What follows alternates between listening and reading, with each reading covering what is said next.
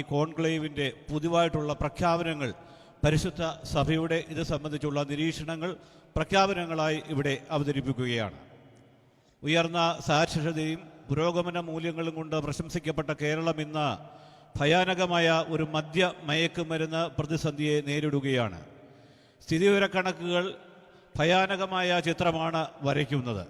2024 2800ഓളം കുട്ടികൾ മയക്കുമരുന്ന് ചികിത്സാ കേന്ദ്രങ്ങളിൽ പ്രവേശിക്കപ്പെട്ടു.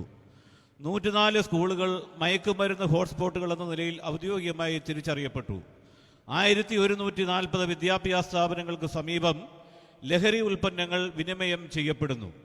10 വയസ്സിന് താഴെയുള്ള 9% കുട്ടികൾ ലഹരി ഉൽപ്പന്നങ്ങൾ പരീക്ഷിക്കുന്നു.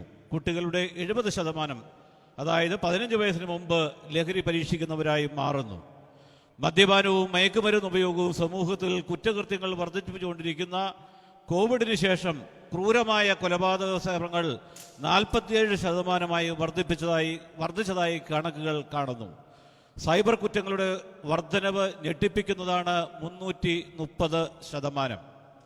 മദ്യമയക്കുമരുന്ന് പ്രതിസന്ധി ഒരു സാമൂഹിക പ്രശ്നമല്ല, അതൊരു പൊതുജന ആരോഗ്യ അടിയന്തരാവസ്ഥ കൂടി, അതായത് ഒരു പബ്ലിക് ഹെൽത്ത് എമർജൻസിയായാണ്. അമിതമായ പാശ്ചാത്യവൽക്കരണം, കുടുംബഘടനകളുടെ തകർച്ച, സമപ്രായക്കാരുടെ സമ്മർദ്ദം, മാനസികാരോഗ്യ പ്രശ്നങ്ങൾ, ലഹരിയുടെ കൂടിക്കൊണ്ടിരിക്കുന്ന ലഭ്യത, മാറി മാറി വരുന്ന സർക്കാരുകളുടെ മറ്റു താല്പര്യങ്ങൾ എന്നിവ ഈ പ്രതിസന്ധിയുടെ കാരണങ്ങളായി കാണുന്നു. ലഹരിയോടുള്ള ആസക്തി ധാർമ്മിക പ്രശ്നത്തിനുപരിയായി ഒരു ആരോഗ്യ പ്രശ്നമാണ്.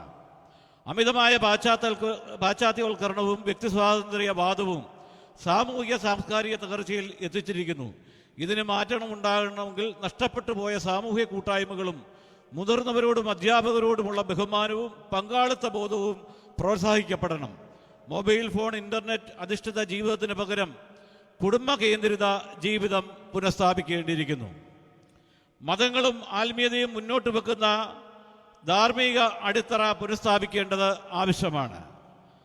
സുഹൃത്തുക്കളുടെയും സമപ്രായക്കാരുടെയും സമ്മർദ്ദവും അവരെ അനുകരിക്കാനുള്ള പ്രവണതയും ലഹരി ഉപയോഗത്തിൻ്റെ പ്രധാന കാരണമാണ്. നേരിട്ട് എന്ത് കാണുന്നുവോ അത് അനുകരിക്കാനുള്ള പ്രവണത കുട്ടികൾക്കുണ്ട്.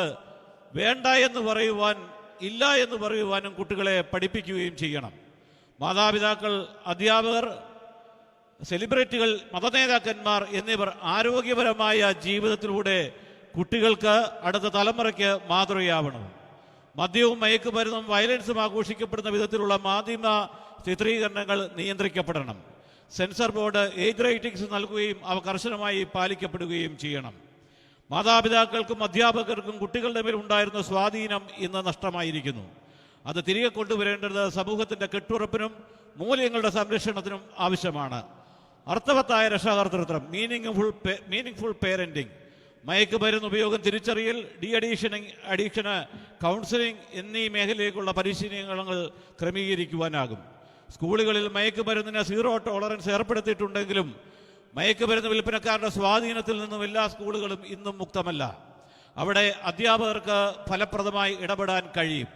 മയക്കുമരുന്നിന് സ്വാധീനിക്കപ്പെട്ട വിദ്യാർത്ഥികളെ തിരിച്ചറിയുന്നതിനും അവരെ അതിൽ നിന്ന് മോചിപ്പിച്ച് സംരക്ഷിക്കേണ്ടതിനും അധ്യാപകർക്ക് കഴിയണമെങ്കിൽ അവരുടെ അധികാരം തിരികെ കൊണ്ടുവരേണ്ടത് ഏറ്റവും അത്യന്താപേക്ഷിതമാണ്.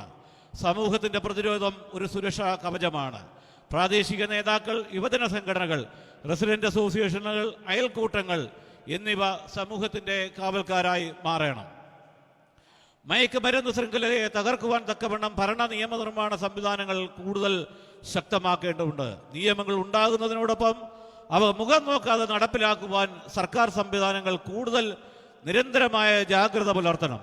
പോലീസ്, എക്സൈസ് വകുപ്പുകളുടെ പ്രവർത്തനങ്ങളിലും കോടതി നടപടിക്രമങ്ങളിൽ ഉണ്ടാകുന്ന കാലവിളംബവും ഒഴിവാക്കുവാൻ കഴിഞ്ഞാൽ മാത്രമേ നീതിന്യായ വ്യവസ്ഥ നീതിപൂർണമാവുകയുള്ളൂ. മദ്യവിൽപ്പനയിൽ നിന്നുള്ള വരുമാനം സർക്കാരിൻ്റെ പ്രധാന സാമ്പത്തിക സ്രോതസ്സാണ്. എന്നാൽ സർക്കാരുകൾ മാറി മാറി വരുമ്പോൾ പൊതുനന്മയെ ലക്ഷ്യമാക്കി മാത്രം മദ്യനയം രൂപീകരിക്കുകയാണ് വേണ്ടത്. ഒരു വശത്ത് മദ്യവിൽപ്പന പ്രോത്സാഹിപ്പിക്കുവാൻ നടപടികൾ എടുക്കുകയും മറുവശത്ത് മദ്യത്തിനെതിരെയുള്ള ബോധവൽക്കരണം നടത്തുകയുമാണ് സർക്കാർ ചെയ്യുന്നത്. ഈ വിരോധാഭാസം ആത്യന്തികമായി യാതൊരു പ്രയോജനം ഉണ്ടാക്കുകയില്ല എന്ന് മാത്രമല്ല, ഇക്കാലം അത്രയും നടത്തിയ ബോധവൽക്കരണ പ്രവർത്തനങ്ങൾ കൊണ്ട് സമൂഹത്തിന് എന്ത് പ്രയോജനമുണ്ടായി എന്നുള്ളൊരു കണക്കെടുപ്പ് നടത്തുന്നത്, ഒരു ഓഡിറ്റിംഗ് നടത്തുന്നത് ഏറ്റവും അത്യന്താപേക്ഷിതമാണ്. മദ്യമരുന്ന് ആസക്തിയുടെ മറഞ്ഞിരിക്കുന്ന കാരണം മാനസികാരോഗ്യ പ്രശ്നങ്ങളാണെന്നും ഇന്ന് വ്യക്തമാക്കപ്പെട്ടിട്ടുണ്ട്. ഇവിടെ ഡോക്ടർ ദിവ്യ എസ് അയ്യർ സൂചിപ്പിച്ചതുപോലെ അധ്വാന ശില്പശാലകൾ സമൂഹത്തിൻ്റെ നിലനിൽപ്പിന് അടിയന്തര ആവശ്യങ്ങളിലൊന്നാണ്. കുടുംബ ബന്ധങ്ങൾ വളരണം. സ്വർഗാത്മകത പ്രാധാന്യം നൽകി മതങ്ങളായാലും സംഘടനകളായാലും അത് പ്രാധാന്യത്തോടുകൂടി നടപ്പിലാക്കണം. കേരളത്തിൻ്റെ മയക്കുമരുന്ന് പ്രതിസന്ധിക്ക് കാരണമായ സാമൂഹ്യ ഇടപെടലും ശ്രദ്ധയും ആവശ്യമാണ്. കുടുംബങ്ങളിൽ നിന്ന് ജീവിത മൂല്യങ്ങൾ കുട്ടികൾക്ക് ലഭിക്കണം. സ്കൂളുകൾ മൂല്യങ്ങളുടെ സംരക്ഷകരാവണം. നമ്മുടെ സാംസ്കാരിക പാരമ്പര്യങ്ങളും മതങ്ങൾ മുന്നോട്ട് വെക്കുന്ന ധാർമ്മികതയും പുനഃസ്ഥാപിക്കപ്പെടണം. മയക്കുമരുന്ന് മാഫിയയെ തകർക്കുവാനുള്ള ആത്മാർത്ഥമായ ശ്രമം ഭരണാധികാരികളുടെ ഭാഗത്തു നിന്ന് കൃത്യമായി ഉണ്ടാകണം. കേരളത്തിൻ്റെ ഭാവി ശോഭനമാകണമെങ്കിൽ ഇപ്പോഴത്തെ തലമുറയും വരുന്ന തലമുറയും രക്ഷിക്കപ്പെടേണ്ടതുണ്ടെങ്കിൽ ഇത് പ്രവർത്തിക്കുവാനുള്ള സമയമാണ്. പ്രവർത്തിക്കുവാനുള്ള ആഹ്വാനത്തോടെ നിർത്തുന്നു.